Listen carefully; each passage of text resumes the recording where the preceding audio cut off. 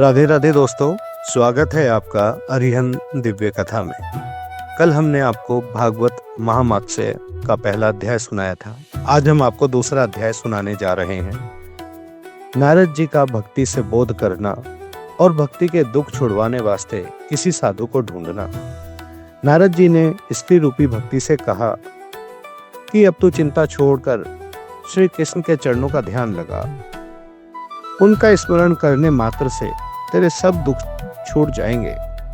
जिस समय राजा दुर्योधन की सभा में दुशासन ने द्रौपदी का चीर खींचकर उसको नंगी करना चाहा, उसी समय द्रौपदी के ध्यान करने से नारायण जी ने चीर बढ़ाकर उसकी लज्जा बचाई।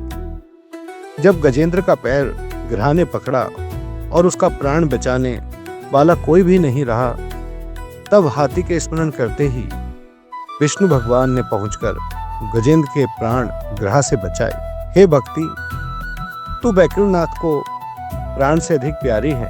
वह तेरे वास्ते नीच जाति में भी जहां तेरा वास रहता है, वहां आकर उन सबका उद्धार कर देते हैं। सतयुग और त्रेता और द्वापर के सज्जन लोग बहुत सा यज्ञ व तप व दान व धर्म करने से मुक्ति पाते थे।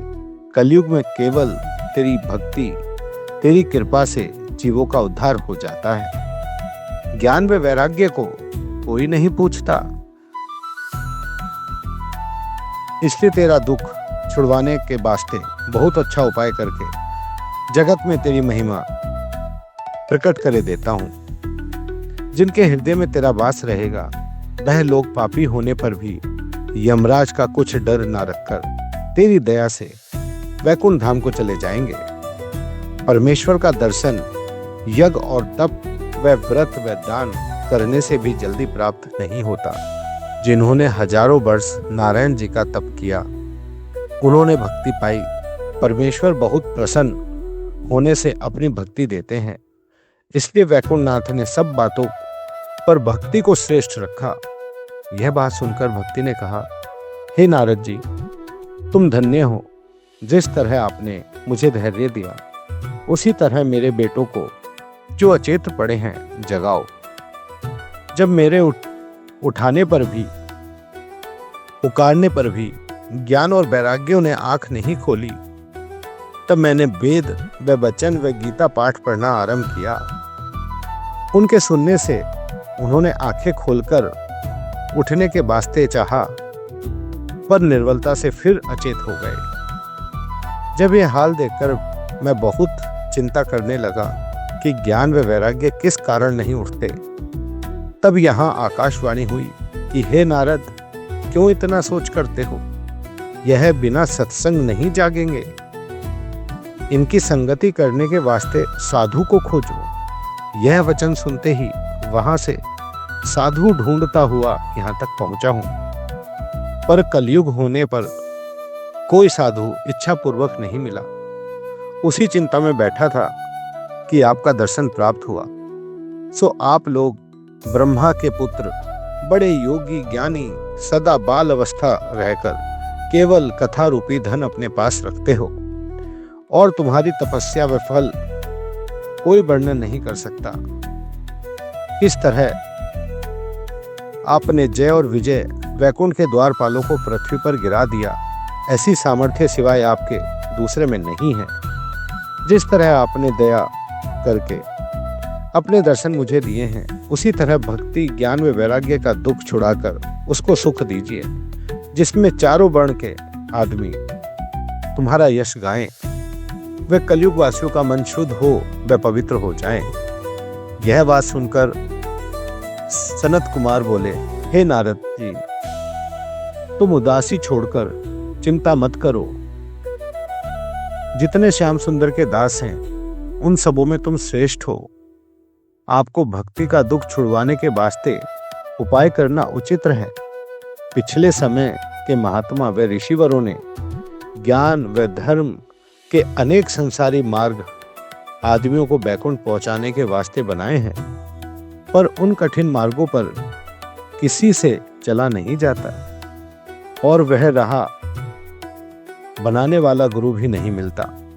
इसलिए जो कोई श्रीमद् भागवत सच्चे मन से सुने उसको राह मिल जाती है। जो कथा सुखदेव जी ने राजा परीक्षित को सुनाई थी, वही कथा सुनने से भक्ति व ज्ञान व वैराग्य को सामर्थ्य होकर दुख उन सब का छूट जाएगा। परमेश्वर के चरणों में प्रेम बढ़ाने के वास्ते इससे उत्तम कोई दूसरी राह नहीं है। यह बात सुनकर नारद जी बोले, महाराज, मैंने वेद व गीता का पाठ पढ़ाकर ज्ञान व वैराग्य को बहुत जगाया, पर उन्हें उठने की सामर्थ्य नहीं हुई है। श्रीमद् भागवत कहने से किस तरह जागेंगे? सनत कुमार जी ने कहा, हे नारद, सब वेदों का सार श्रीमद् भागवत समझना चाहिए। उनके एक एक श्लोक व पद में वेदों का अर्थ इस तरह भरा है, जिस तरह दूध में घी रहता है, जब तक उसको उपाय के साथ दूध से नहीं निकालते तब तक घी का स्वाद दूध में मिला रहता है। उसी तरह सब वेद पुराण को व्यास जी ने मंथन करके उनका तत्व श्रीमद् भागवत में लिखा है। और नारद जी, तुम जानबूझकर क्यों भूलते हो? 4 श्लोक मूल श्रीमद् भागवत के नारायण जी ने ब्रह्मा को उपदेश दिए और तुमने उन्हें सुनकर वेद व्यास से कहा। वेद व्यास जी ने उसे विस्तार पूर्वक लिखकर भगवत पुराण बनाया। वही कथा सब किसी का दुख छुड़वाने व संसार रूपी समुद्र से पार उतारने वाली है। यह वचन सुनते ही नारद जी हाथ जोड़कर बोले कि आपने बड़ी दया करके यह हल मुझे बताया है। मेरे बहुत बड़े भाग्य हैं जो आपका दर्शन मिला है। बिना भाग्य के सत्संग नहीं मिलता। अब यह बतलाइए कि इस भगवत रूपी ज्ञान यज्ञ को किस तरह से, कहां पर करना चाहिए और कितने दिन में यह संपूर्ण होगा। तो दोस्तों, भागवत महामास्य का दूसरा अध्याय यहीं समाप्त होता है। तीसरे अध्याय के लिए मेरे चैनल पे आप बने रहिए, शेयर कीजिए, सब्सक्राइब कीजिए और बेल आइकॉन दबाना ना भूलें ताकि आपको आने वाले सभी अध्यायों का नोटिफिकेशन मिलता रहे। राधे राधे।